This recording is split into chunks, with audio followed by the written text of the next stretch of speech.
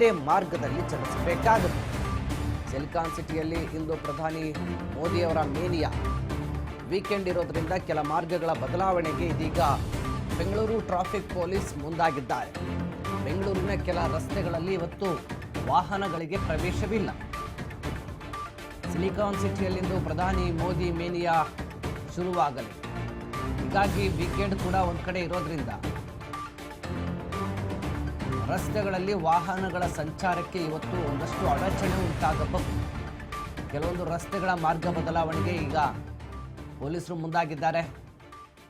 ಯಾವ್ಯಾವ ವಾಹನ ಎಲ್ಲೆಲ್ಲಿ ಯಾವ್ಯಾವ ರಸ್ತೆಯಲ್ಲಿ ನೋ ಎಂಟ್ರಿ ಇದೆ ಅಂತ ನೋಡ್ತಾ ಹೋಗೋದಾದರೆ CB ರಾಮನ್ ರಸ್ತೆ, ನಂದಿ ದುರ್ಗ ರಸ್ತೆ, ಹೀಗೆ ಬೆಂಗಳೂರಿನ ಪ್ರಮುಖ ರಸ್ತೆಗಳು ಬಳ್ಳಾರಿ ರಸ್ತೆ, ತರಬಾಳು ರಸ್ತೆ,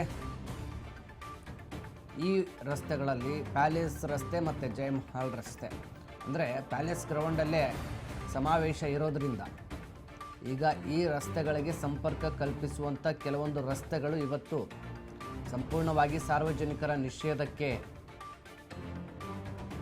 ಗುರಿಯಾಗಬಹುದು. ಈಗಾಗಲೇ ಬೆಂಗಳೂರಿನ ಸಂಚಾರ ಪೊಲೀಸರು ಈ ನಿಟ್ಟಿನ ಕ್ರಮಕ್ಕೂ ಮುಂದಾಗಿದ್ದಾರೆ. ಒಂದು ಕಡೆ ವೀಕೆಂಡ್ ಇದೆ, ಆ ವೀಕೆಂಡ್ ಇರೋ ಹಿನ್ನೆಲೆ ಜನರ ಓಡಾಟ ಕೂಡ ಜಾಸ್ತಿ ಇರುತ್ತೆ.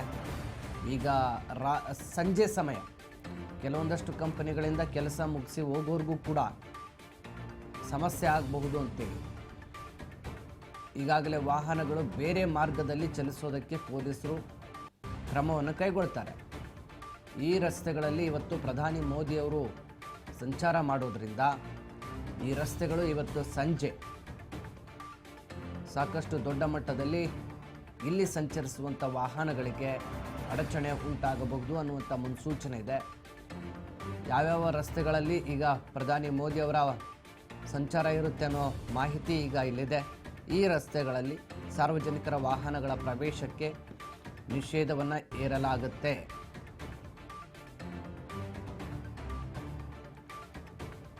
ಪ್ರಧಾನಿ ಮೋದಿಯವರು ಇವತ್ತು ರಾಜ್ಯಕ್ಕೆ ಆಗಮಿಸ್ತಾ ಇದ್ದು ಎರಡು ಪ್ರಮುಖ ಭಾಗಗಳಲ್ಲಿ ಇವತ್ತು ಬೃಹತ್ ಮತ ಭೇಟಿಯನ್ನು ಮಾಡಲಿದ್ದಾರೆ. ಚಿಕ್ಕಬಳ್ಳಾಪುರ ಮತ್ತು ಬೆಂಗಳೂರು, ಈ ಎರಡು ಭಾಗಗಳಲ್ಲಿ ಪ್ರಧಾನಿ ಮೋದಿಯವರ ಮೂಲಕ ಮತ ಭೇಟಿಯನ್ನು ನಡೆಸೋದಕ್ಕೆ ಬಿಜೆಪಿ